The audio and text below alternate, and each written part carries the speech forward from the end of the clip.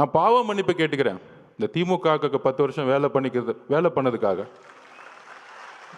இந்த தமிழக மக்கள் முன்னாடி பாவ மன்னிப்பு கேட்டுக்கிறேன். ஏன்னா எதிர்கட்சியா இருக்கும் பொழுது ரொம்ப நல்ல கட்சி, ரொம்ப நல்லவர்களா தெரிஞ்சாங்க. ஏன் நம்ம தலைவரை எலெக்ஷன் அன்னைக்கு கருப்பு சிவப்பு சைக்கிளோட வந்து உங்களுக்கு ஆதரவு கொடுக்குறேன்னு சொன்னாரு. உங்களுக்கெல்லாம் வந்து நன்றி உணர்வு இல்லை?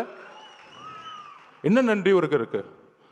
அரசியல்ல ஒருத்தர் அழிக்கிறதுக்கு இவ்வளோ பெரிய குற்றச்சாட்டுகளா சொல்ல முடியும்?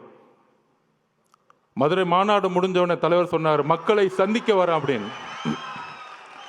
மக்களை சந்திக்க வரேன் மதுரை மாநாடு முடிஞ்சு சொல்லும் போது எல்லா கட்சி தலைவர்கள் மாதிரி நம்மளும் ஒரு வண்டியை எடுத்துட்டு ஃபர்ஸ்ட் திருச்சி போகணும்.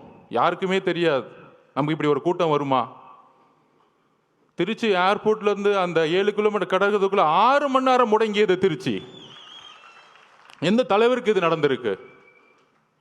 எம்ஜிஆர்னு சொல்றாங்க, அப்ப நாங்க பிறக்கல. ஒவ்வொரு சீனியர் லீடர்ஸும் சொல்றாங்க எம்ஜிஆர் இருக்கும்போது தான் இப்படி இருந்துச்சு, எம்ஜிஆர் இப்படி தான் இருக்கும்போது இருந்துச்சுன்னு. அடுத்து திருச்சி முடிஞ்சு அரியலூர் போனோம்.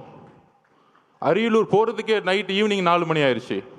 4 மணிலேருந்து பெரம்பலூர்ல இருந்த மக்கள் 7 மணி நேரமா வெயிட் பண்ணிட்டு இருந்தாங்க. 70,000 பேர். அதுல முக்கியமா பெண்களும் குழந்தைகளும். அப்ப எஸ்பி சொன்னார், சார் 1 மணி ஆயிடுச்சு சார், இப்ப வந்தா ஏதாச்சும் அசம்பாவிதம் ஆயிடும் போதுன்னு.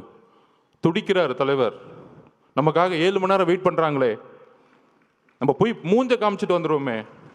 ஆனா காவல்துறை அனுமதி இல்லை. வண்டியை லெஃப்ட்ல திரும்பிட்டு ஒரு கலங்கிய கண்ணோட பெரம்பலூர்ல இருந்து கிளம்பினார். அவர் தான் எங்க தலைவர்.